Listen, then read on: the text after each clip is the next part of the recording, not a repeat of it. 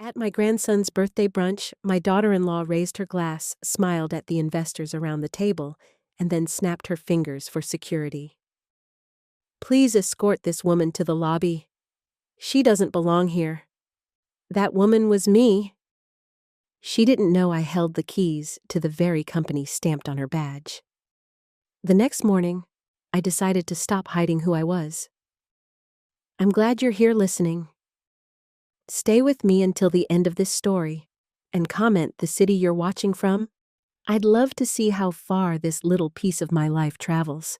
The day had started with rain, the kind that patters against Chicago brick and makes the sidewalks shine like glass. I stood at Brooke's front door, holding a paper bag pressed to my chest. Inside was a green T-Rex hoodie I had sewn for Milo, my 6-year-old grandson. The fabric was soft fleece from my thrift shop's leftover rolls. I stitched every tooth and claw by hand, imagining the way he'd roar when he put it on. When the door opened, Brooke didn't even say hello. Her eyes flicked from my damp cardigan to the scuffed leather on my shoes. "You made it?" she said, voice flat like she was checking off a box. Behind her, I could see clusters of people in sleek suits balancing mimosas and business cards. I recognized none of them. This was supposed to be Milo's birthday, but it looked more like a networking mixer straight out of a Hyatt ballroom. I stepped inside, careful not to drip on the marble floor. The air smelled of citrus candles and catered salmon, nothing like the chocolate sheet cakes I used to bake for Aaron when he was little. "Is Milo here?" I asked softly. Brooke tilted her head toward the living room. "He's with the other kids, but let's keep the gift for later." She pressed the bag back against my chest and whispered, "It doesn't really fit the vibe." I forced a smile even as the heat rose in my cheeks. The vibe, that word rolled around in my head like a pebble in my shoe. My son Aaron appeared a moment later, tie slightly crooked. He kissed my cheek quick and distracted. "Mom, glad you came. Can you grab a seat toward the back? We'll do cake after speeches." Back. Always back. As I shuffled past tables draped in linen, I caught a glimpse of the display wall Brooke had built. Framed photos of Milo smiling in matching polos, framed with balloons surrounded by Brooke's family. My side of the family was absent. No pictures of Aaron as a boy with his gap-toothed grin. No photo of Milo in my thrift shop last winter when he tried on cowboy boots 2 sizes too big and laughed until he hiccuped. Erased as though I'd never existed. I found a chair near the service entrance next to a waiter who smelled faintly of coffee and cologne. He gave me a small nod, the kind strangers give when they see you don't quite belong. That nod meant more than Aaron's distracted smile. At least someone noticed. From my seat, I could see Brooke working the room like a talk show host. She leaned in close to men twice her age, laughed a little too loud, and gestured toward a deck of slides on the counter that read, "Hal Horizon Gala." I recognized the logo immediately. Harbor and Atlas Logistics, the company I had helped build 30 years ago in a rented warehouse. The logo I had designed on napkins at the diner when Aaron was still in grade school. And there it was, polished in blue and silver gleaming on her presentation boards as if it belonged to her. Something inside me shifted. Until that moment, I had tried to stay invisible. I told myself it was easier for Aaron if I kept to my small thrift shop, if I didn't stir waters already muddied by Brooke's ambitions. But seeing her parade my legacy without even knowing it, that's when the storm inside me began. I glanced down at the gift in my lap. The dinosaur's felt teeth grinned back at me, innocent and fearless. Milo's little world was still untouched by status games and staged brunches. He only knew that Grandma could tell a story that made dragons hide under the bed. I promised myself right then and there that I would not let him grow up believing I was someone to be hidden in the back row. The rain outside tapped harder against the tall windows like destiny knocking. I straightened my cardigan and breathed deep. What Brooke saw as weakness, I knew, was patience. and patience has a breaking point. The speeches began just as the clouds outside broke, spilling a pale sunlight across Brooke's gleaming dining room. Guests leaned back in their chairs sipping champagne while she clicked her heels to the center of the room. "I want to thank everyone for being here today," she said, voice carrying like a practiced MC. "This isn't just Milo's birthday brunch, it's a vision of where our family is going." She flashed a smile toward Aaron, who nodded weakly, then swept her hand toward the investors seated closest to the front.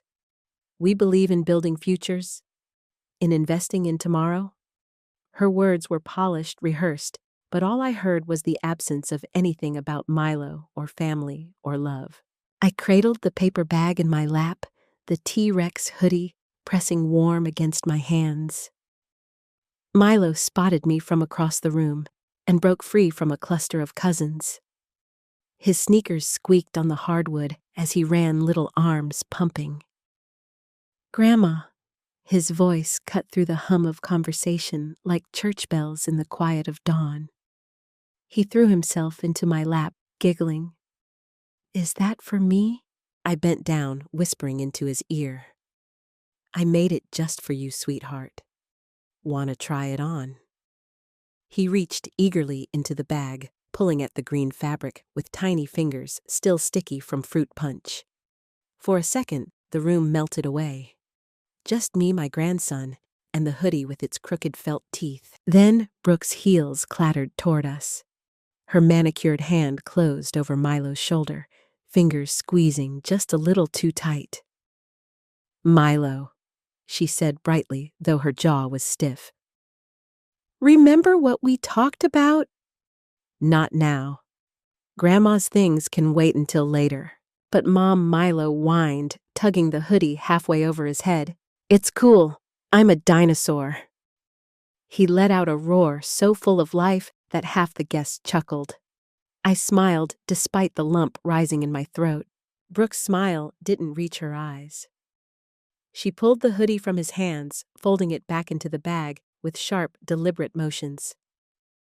"Sweetie, we can't have you messing up your nice clothes. Go play." She pushed him gently toward the other kids, then straightened and turned to the room with a laugh that rang hollow. "Children right." Whispers fluttered through the tables. My cheeks burned hot. I opened my mouth to say anything, but Brooke leaned down until her perfume filled my nose. Her whisper sliced clean. "This isn't your stage." I froze.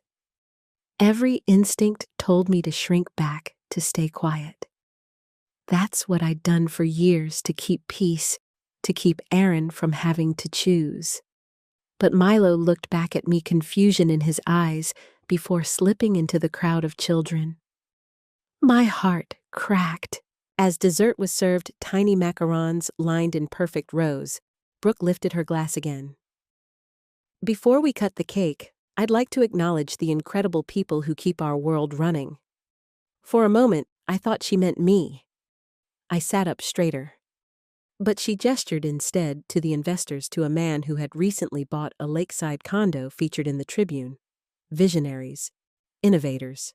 And then with a too bright smile she added, "Even family can be part of that effort."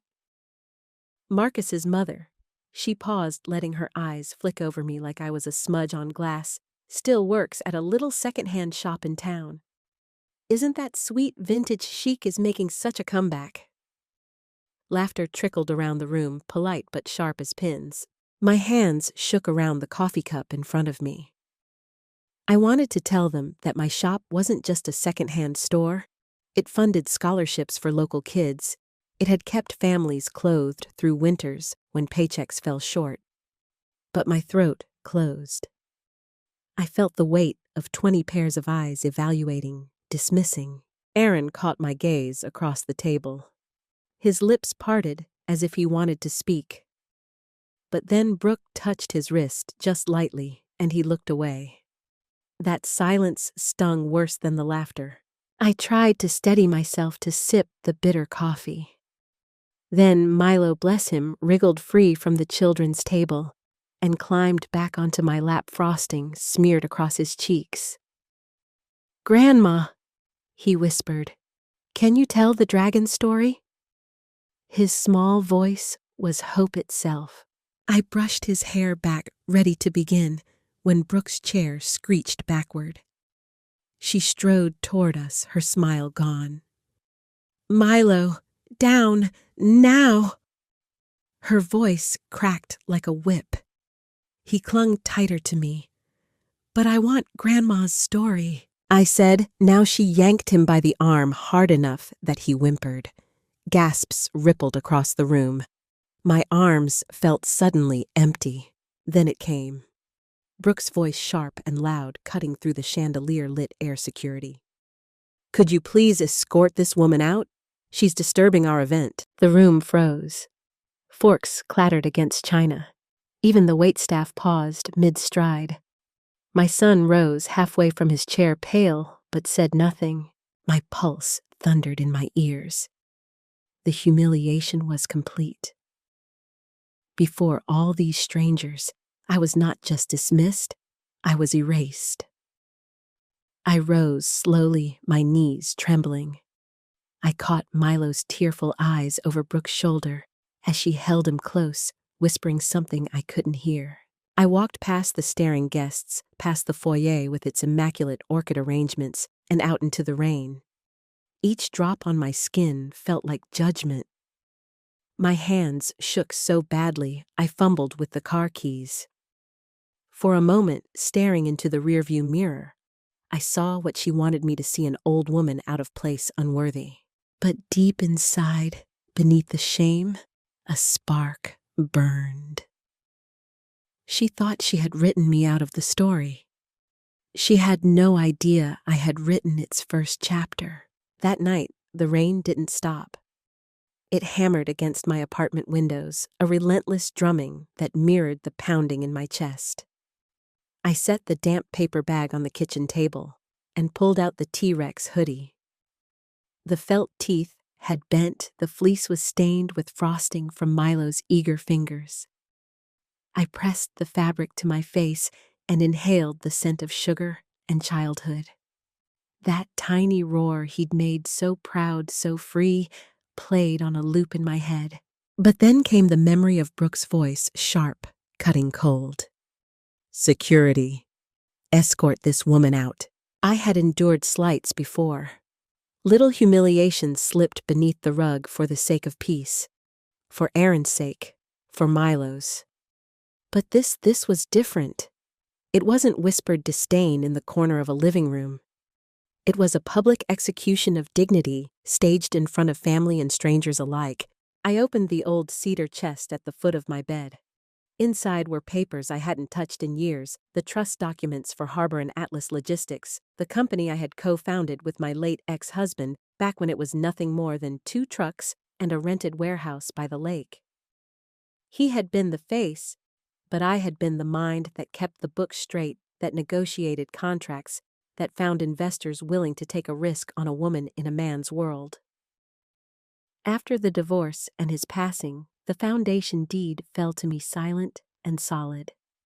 I had chosen not to flaunt it, chosen invisibility. I ran my fingers over the embossed seal. 51% voting control. Everyone thought I was a tired thrift shop keeper on Main Street. They didn't know the shop was my joy, not my survival. The foundation had made sure of that. For the first time in years, I asked myself why I had hidden it. Fear of conflict. Fear of Aaron resenting me for outshining his wife. Or maybe fear that stepping back into power would mean facing all the compromises I'd made to keep my family close. The answer rose clear as dawn. I had hidden to protect them. But protection had turned into permission for Brooke's cruelty. The next morning, I walked into Harbor and Atlas headquarters for the first time in months. The glass facade reflected a cold gray sky, but inside the lobby buzzed with the same energy I remembered from its early days. People juggling coffee cups, badges, flashing voices, lifted in hurried conversations. Miguel, the security guard at the front desk, looked up from his clipboard. His eyes widened. Mrs. Hart, it's been a while. Morning, Miguel, I said, forcing a small smile. Couldn't sleep, thought I'd get an early start. He nodded knowingly. Still got that same sharp look in your eyes. Good to see you back. It struck me how different his greeting felt from Brooke's icy, "You made it." Genuine warmth versus rehearsed dismissal. Two worlds, one building. I rode the elevator to the 20th floor and unlocked my office with a key I hadn't used in years. Dust motes danced in the slanted light. The mahogany desk was just as I left it, solid, heavy waiting. I sat down and booted the computer. Employee files filled the screen. I typed the name, Brooke Camden Hart. Marketing communications hired 18 months ago. Performance reviews described her as dynamic, ambitious, visionary. But I dug deeper. In the margins of HR notes, I found 3 complaints each from employees over 50. Dismissive language, public humiliation, demanding personal favors. All dismissed as misunderstandings. My chest tightened. It wasn't just me she demeaned. She had a pattern targeting the very people who had built this company brick by brick. I buzzed my assistant Priya Shah. She had been with us for a decade, sharp as a tack and unafraid of truth. When she stepped into my office, she raised her eyebrows. Well, look who's decided to come out of retirement. Don't call it that, I said, though. A smile tugged at my lips. I need a favor.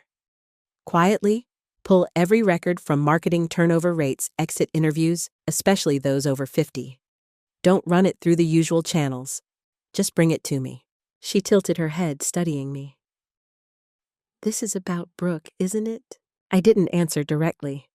Instead, I whispered, it's about a disease that spreads if we ignore it. She nodded slowly. Give me a day. That evening, instead of going straight home, I went down to the cafeteria. Mr. Ruiz, the manager, greeted me with a surprised laugh. Senora Hart, to what do we owe the honor? I looked around at the steaming trays, the clang of dishwashers, the hum of invisible labor. I need a favor, Miguel, I said. A uniform, apron cap. Just for a week. Don't ask questions. His brow furrowed, but then he handed me a folded apron. Be careful. Not everyone down here knows who you are. That's the point, I replied. The next morning, I reported at dawn, hair tucked under a cap, hands ready to scrub pans alongside the staff. The water was scalding the detergent sharp, but I felt strangely alive. I watched the way older workers carried themselves, steady, careful, efficient. And I noticed how Brooke, when she swept in to check details for her gala, barely glanced at them. Orders barked, names forgotten. One evening, as we wiped down counters, Dottie, the custodial lead, sighed. Another double shift. They cut overtime again. Guess who pushed for it? She rolled her eyes. That fancy event planner upstairs. I kept my voice low.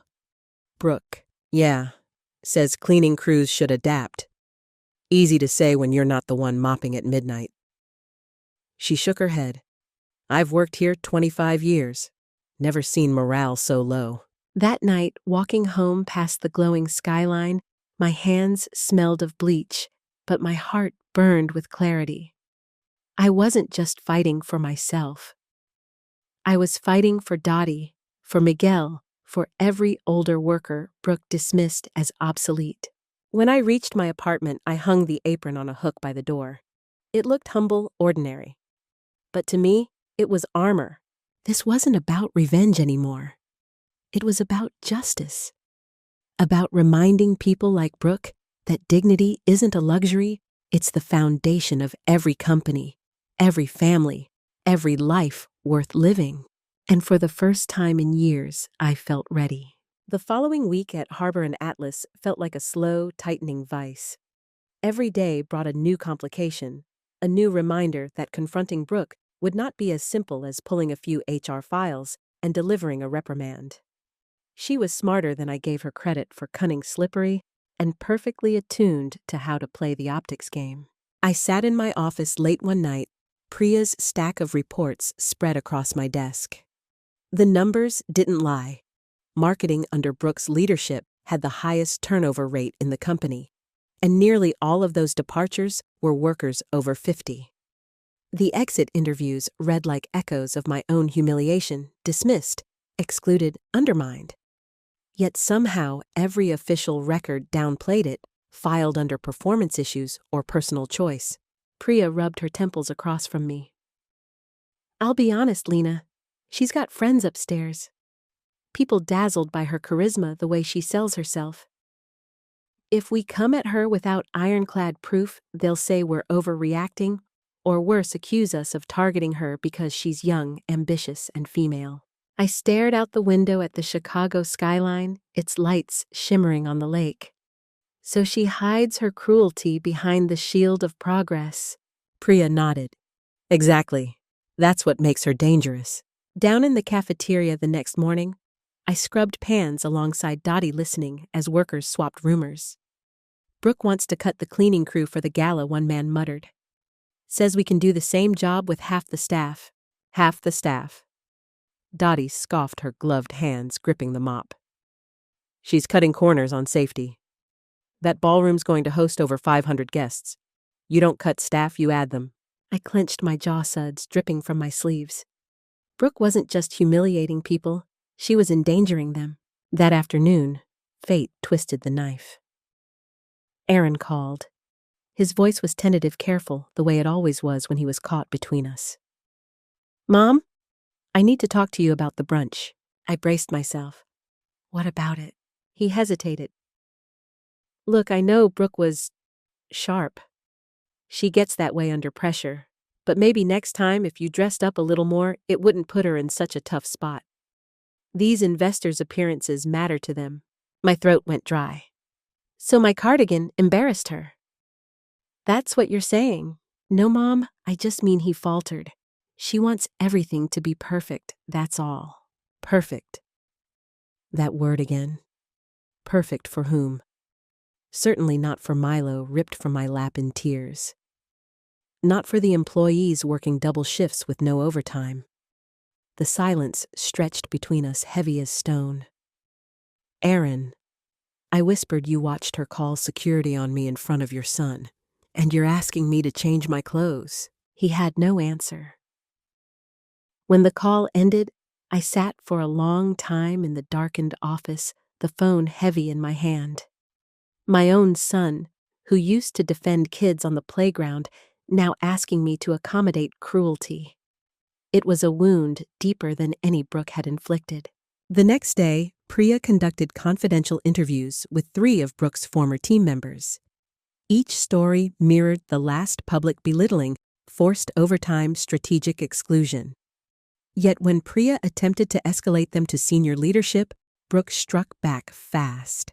By Friday, a memo hit my inbox, formal complaint filed by Brooke Camden Hart, alleging hostile environment and age bias in supervisory oversight.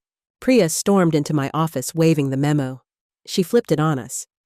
Claimed we're discriminating against her because she's younger than most department heads. She's spinning herself into the victim. I leaned back in my chair, feeling the weight of years settle across my shoulders. This was Brooke's game optics, narratives, half-truths. If I moved too fast, she'd twist every step into further proof of her persecution. That evening, I pulled on the cafeteria apron again and returned to the dish pit. The clatter of pans and hum of industrial washers steadied me, reminded me why I was here. Maria, one of the older line cooks, handed me a towel. You don't talk much, new lady, she said, eyes kind. But you work hard. That counts for something. I smiled faintly. Sometimes hard work is all we have.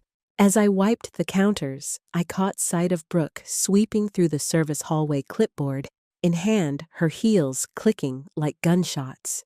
She didn't notice me, but I watched the way staff melted out of her path. Fear followed her like a shadow. My plan had been simple: gather evidence quietly, then reveal the truth. But now it was clear the truth alone wouldn't be enough. Brooke was already positioning herself as the victim, whispering poison into Aaron's ear, and cutting corners that could put hundreds of people at risk. I hung the apron by the door that night, my fingers trembling with exhaustion, but my mind sharper than ever. This wasn't just a matter of dignity anymore. It was a matter of survival for me, for the workers she demeaned, even for Erin, blinded by her charm. Patience had carried me this far. But patience alone wouldn't win this fight. Some storms you weather, others you learn to direct. And her gala was going to be my lightning rod.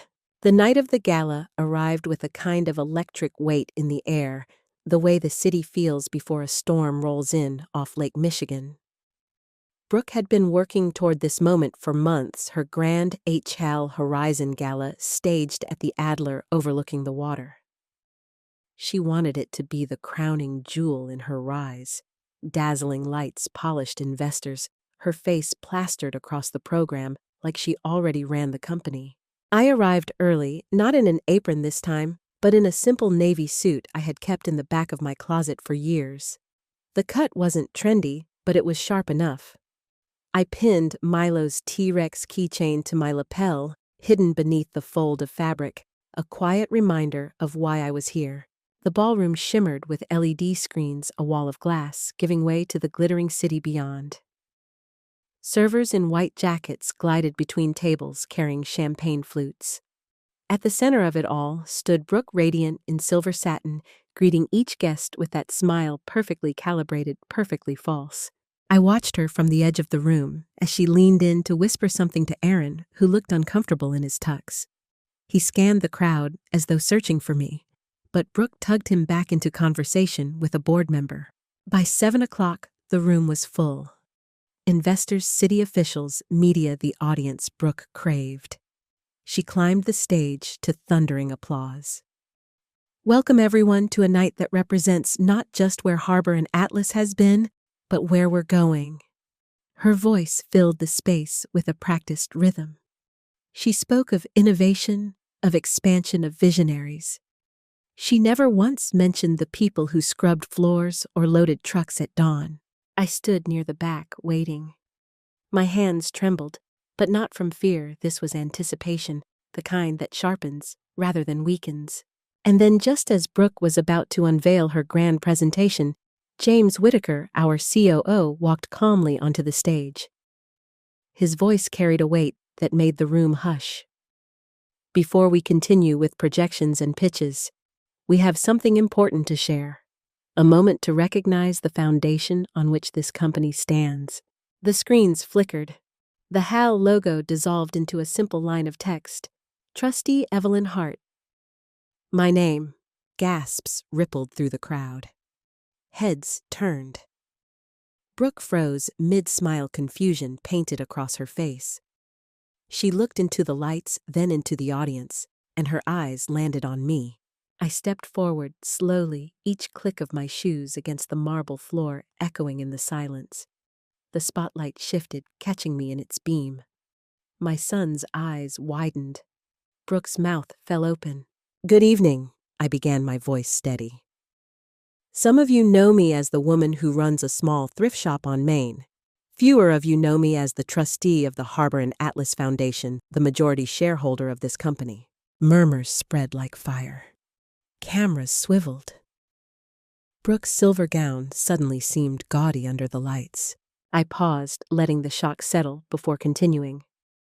For the past several months, I've been quietly reviewing conditions within this company.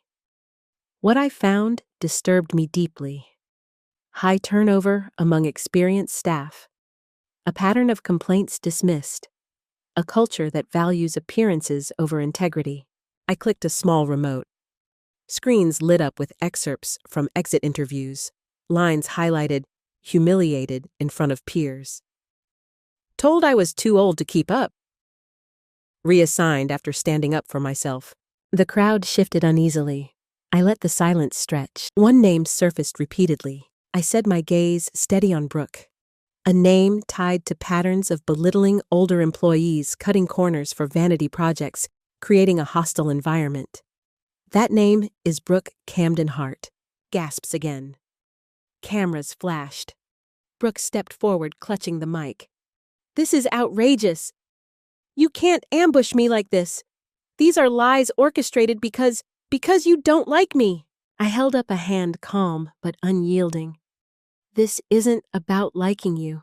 It's about accountability and evidence. The screens shifted again. An audio waveform pulsed across the display. A hush fell. The recording played Brooke's voice, sharp, unmistakable. "Security! Escort this woman out! She's disturbing our event!" Then even worse, her low-cutting whisper from that day caught on the hot mic. "This isn't your stage. She's just a pauper." The room erupted. A wave of murmurs outraged disbelief. Aaron's face went pale. His hand slipped from hers. Brooke's composure cracked her practiced smile, curdling into panic. I let the noise simmer before speaking again.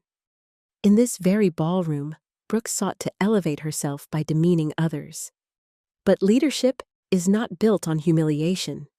It is built on respect, on recognizing the dignity of every worker from the boardroom to the dish pit. I turned to the staff lining the edges of the room, servers, custodians, cooks. "Tonight, I want to thank the people who keep this company alive. Dari Nguyen, who has kept our facilities spotless for 25 years. Miguel Ruiz, who ensures every cafeteria meal is served with care. The employees who were silenced by fear, but whose voices matter now." The spotlight swung, landing on their stunned faces. Applause began hesitantly, then grew until it shook the glass walls. I looked back at Brooke. "You have two choices. You may enter a 90-day operations rotation beginning in the cafeteria dish pit, alongside the very workers you've dismissed. Or you may resign tonight with a neutral reference reflecting your marketing skills, but not the cruelty you chose to display." Her face contorted, cycling through denial, rage, desperation. "This is personal revenge," she cried. I shook my head. "No, this is justice." Aaron stood, then voice breaking. "Brooke, I heard it. Everyone heard it. You called my mother a pauper, in front of Milo." His words hung heavy, heavier than mine. Brooke reached for his arm. He stepped back. The silence that followed was thick, suffocating. Every eye in the room pinned her where she stood. She finally straightened, chin trembling. "Fine," she spat. "I'll do your ridiculous rotation. But everyone will know this is about punishing me, not improving anything." I didn't flinch. "Everyone already knows who you are, Brooke. The question is whether you're willing to change. Time will tell." The gala moved on after that, though no one remembered her glittering slides. Investors cornered me with questions, but I waved them off. This night wasn't about deals. It was about truth. Later, as the room emptied, I found myself standing by the glass wall overlooking the lake. The city lights reflected off the water like scattered stars. My son approached his face, etched with shame and sorrow. "I should have defended you that night," he whispered. I touched his cheek gently. "What matters is what you do now." Behind us, Brooke gathered her things, face rigid, pride intact but cracking at the edges. She swept out without a word, silver gown dragging like chains. The storm had broken. The reckoning had begun. The gala ended, but its echoes didn't fade. By morning, the clip of Brooke's words, "She's just a pauper," was already circulating among employees. Someone had recorded the screens when the audio played, and within hours, it reached the company intranet. It wasn't just gossip. It was proof. In the days that followed, the board held its breath. Investors called, curious not about Brooke's projects, but about the company's culture. Is this how Harbor and Atlas treats its veteran employees? The PR team scrambled. For the first time, Brooke was not the one in control of the narrative. She showed up on Monday in flats instead of heels, her hair tied back in a ponytail, a cafeteria hairnet tucked under her arm. The staff in the basement kitchen paused mid-shift when she entered. Some smirked, others avoided eye contact, but no one lifted a finger to help her with the industrial spray hose. It hissed and sputtered in her manicured hands, soaking her blouse. I watched from the corner, hidden in plain sight again in my borrowed apron. Brooke muttered under her breath, cursing the water pressure, the weight of the pans, the smell of detergent. Dottie glanced at me and whispered, "She's not gonna last long." She didn't. Within 2 weeks, her Instagram stories painted herself as a martyr, dimly lit selfies captioned, "Fighting Ageism," or, "When Strong Women Threaten the Old Guard." She wanted sympathy, but the comments told a different story. Employees, vendors, even anonymous family friends who had witnessed her cruelty. The facade cracked wider each day. One rainy Thursday, Priya walked into my office holding an envelope. "She's resigning," she said simply. I took the letter and scanned the neat handwriting. Effective immediately. Pursuing new opportunities. Grateful for the experience. Not a single word of accountability. Just escape. I signed the acceptance without hesitation. Some people change only when forced to. Others run before the lesson can take root. Brooke chose to run. That evening, Aaron came by my apartment. He looked older than his 38 years, his eyes tired. Milo trailed behind him, clutching the T-Rex hoodie, now slightly frayed from constant wear. "Mom," Aaron began, his voice breaking, "I don't know how to fix what I let happen." I poured coffee and set out cookies, the simple rituals of comfort. "You start by admitting what you ignored," I said gently. "Silence is a side, Aaron. You chose hers." He flinched, then nodded. "I did, and I'm sorry. For every time I let her cut you down, for every time I asked you to change, instead of defending you." He looked at Milo, who had climbed into my lap. "I don't want my son to grow up thinking it's okay to stay silent when someone is being hurt." I stroked Milo's hair, feeling the steady rhythm of his breathing against my chest. "Then show him," I whispered. "Show him that decency isn't optional." The company began to shift in small but tangible ways. I met with Whitaker and Priya in a sunlit conference room and laid out new policies. Every supervisory complaint about bullying or discrimination would come directly to my desk. No more bottlenecks. No more excuses. We launched a program called Respect Works mandatory training for all managers, not the glossy kind with corporate buzzwords, but sessions led by real employees telling their stories. Miguel shared how invisible the night staff felt. Dottie spoke about the pride in custodial work that kept buildings safe. Robert from IT explained the sting of being called outdated when his decades of experience were the backbone of the infrastructure. For the first time in years, Harbor and Atlas didn't just talk about innovation, it practiced respect. And I didn't stop there. The foundation quietly set aside funds for scholarships for employees' children. The announcement went up on bulletin boards for the families who build our future. Within a week, Maria came to me in tears. Her grandson had been accepted into a state university, the first in their family. The cafeteria hummed with a different energy now. Workers held their heads higher. Even the clatter of pans sounded less like drudgery, more like purpose. As for Aaron, he filed for divorce. The papers came swiftly. Brooke didn't contest. She packed her things and moved back to her parents' home in another state. For a while, she sent Aaron late-night texts, trying to rewrite the story. Your mother manipulated everything. She wanted to destroy us. But Aaron didn't respond. He had finally chosen his side.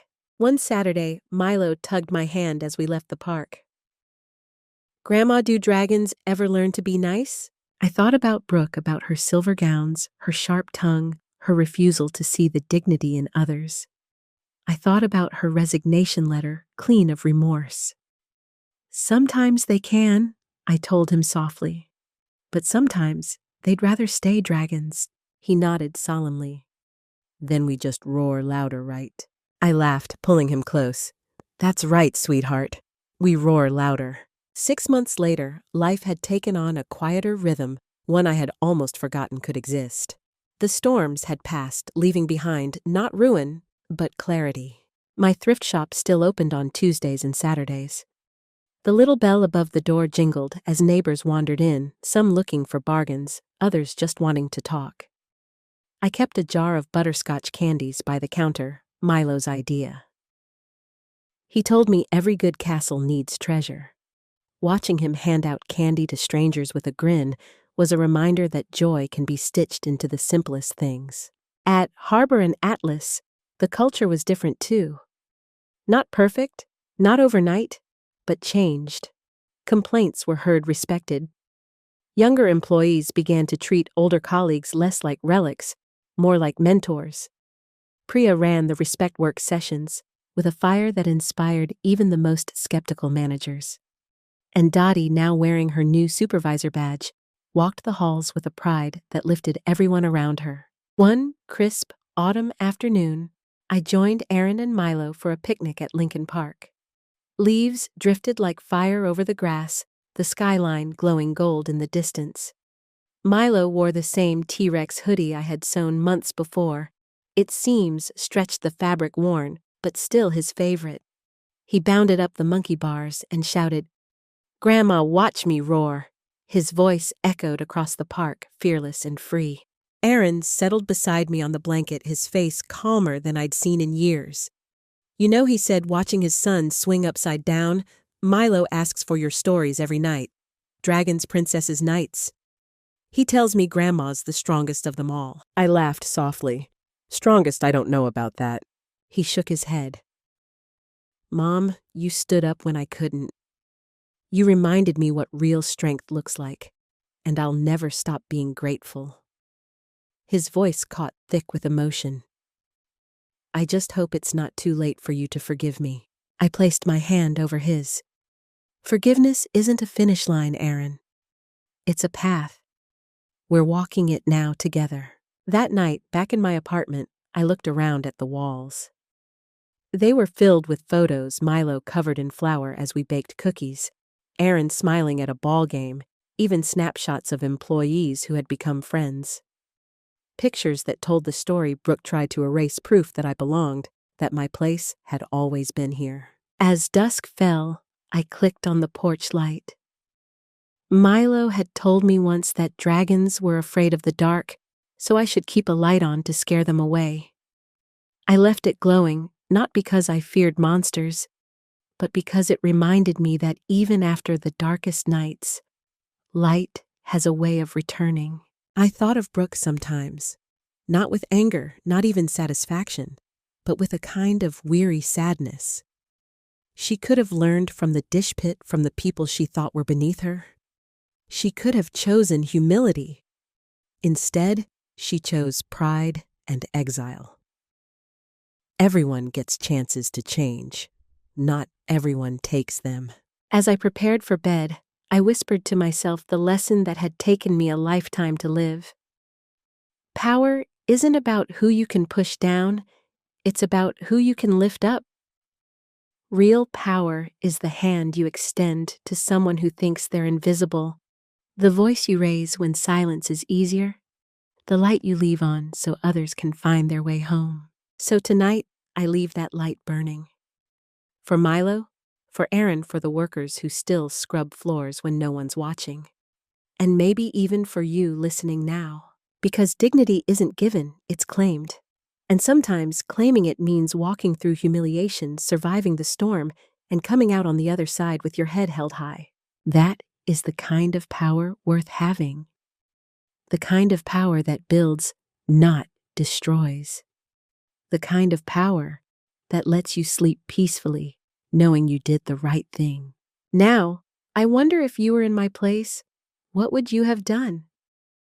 Tell me in the comments below, and let's see how far this story travels. And if it meant something to you, share it with someone who might need the reminder you are never too small, too old, or too overlooked to rise again. Good night.